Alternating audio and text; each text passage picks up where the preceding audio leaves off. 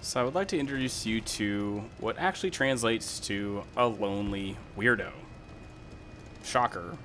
2,500 battles, no arcade, basically no realistic, and he's pretty much only in top tier. Now I'm gonna close this real quick so I can look at this real quick because it gets really quick, really fast, and you can see he's, you know, propping American, 11.3 up in terms of victory rate, and he still only has a 59% win ratio, which is higher than the current win ratio for them. But you can see it's all like rank 7, rank 8 vehicles, and he's a positive KD in pretty much every single vehicle. Now, granted, it's not hard to do a top tier. I personally don't play top tier myself because I personally hate top tier. I think the highest I mostly play is like 10-0 area roughly, but other than that, it's just not fun. I've kind of said it before. I just don't think it's that entertaining. I know everyone loves to rush up to get M1A1s and M1A2s and Challengers and stuff like that. And granted, if you want to play that, that's entirely fine. But if you play like this, then you kind of deserve to be shot in the balls because you have no balls yourself. But yeah, so shooting through 14 layers of shrubs, killing people through everything, and yet Gaijin thinks we need to add more premiums into the game. So the general idea is, obviously, this is the one map that we always see with this, and these guys are looking straight through all manners of trees, and, that's how the anti-cheat works. I have a couple of my comments saying that Battle.net and EAC, or Battle.net's going to be worse than EAC.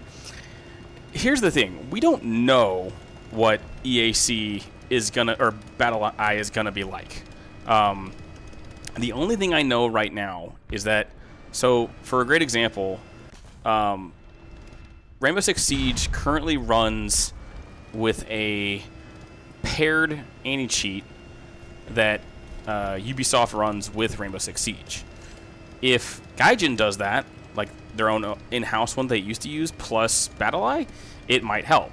Now, granted, I talked to several people that play Rainbow Six that say that there's still a major cheating problem, and yet we're still probably going to deal with it regardless. The thing is it really just comes down to Gaijin saying, hey, we need to make sure that stuff is actually taken care of and actually managed.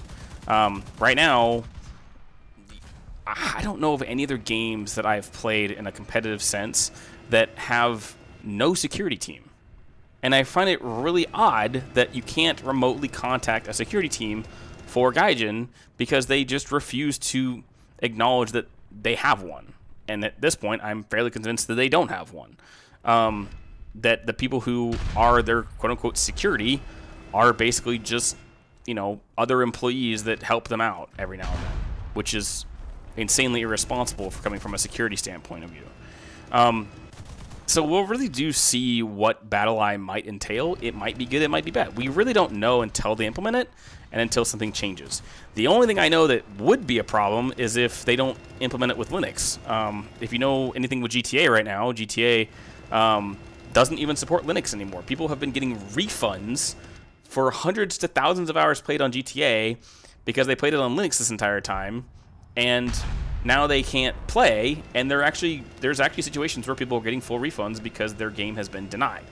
I don't know how many hours specifically, but I know one guy said he got, a couple guys said that they got refunds after 400 hours played, 400 to 500 hours played, which is a lot for what's going with this. But I know the same thing happened with Helldivers, because Helldivers got delisted from a bunch of countries, and they ended up making it to where it was a refundable situation for a lot of those people. So in that case, I don't think they'd ever do that for this game specifically, but if you're on Linux and you all of a sudden can't play the game when they implement Battle.I, you might need to inquire with Gaijin about that, because all Gaijin has to do is send an email to Battle.I, and then they server-side it on their end.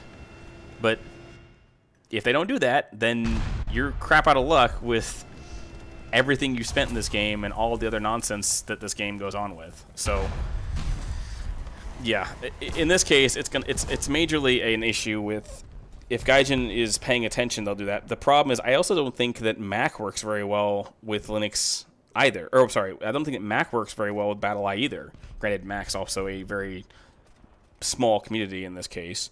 But yeah, so that's the the general premise that we're getting here. We don't really know what it's going to be like. I'm hoping for the best, obviously. I'm hoping it mitigates at least some of the issues that we're seeing. And like I said, until about, I don't know, until about 2.5, 3 years ago, we really didn't have a cheater problem. And I find it insane that it's become this much of a problem in a couple years. Also, I'm really kind of laughing at one last thing, is that obviously there's the group that I've talked about with that cheats all the time, that advertises their crap on YouTube all the time. Somebody told me about their Discord that they have, where they actually, people access these cheats. People are paying $200 for a quote-unquote lifetime of cheats. They also have to buy their own accounts. They have to spend money on it every single time. There's also, they have weekly payments. The monthly is like buying premium for this game every single month just for cheats that also, by the way, have core level access to your system.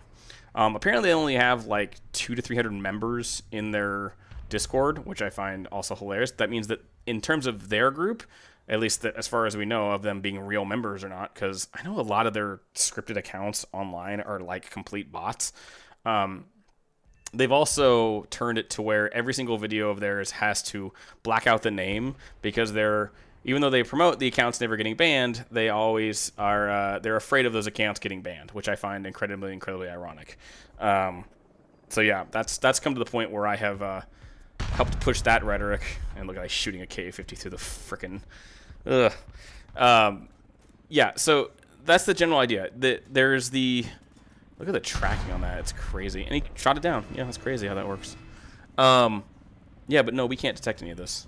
So the general idea is pretty easy. It's if we get stuff to properly work in the game, we'll have it work. If Adelaide works, that's great. Also, these groups that have all these websites, also, they are only using a Discord, which I find incredibly funny, because they can't, they get all this money, they brag about making all this money, but they can't afford a website.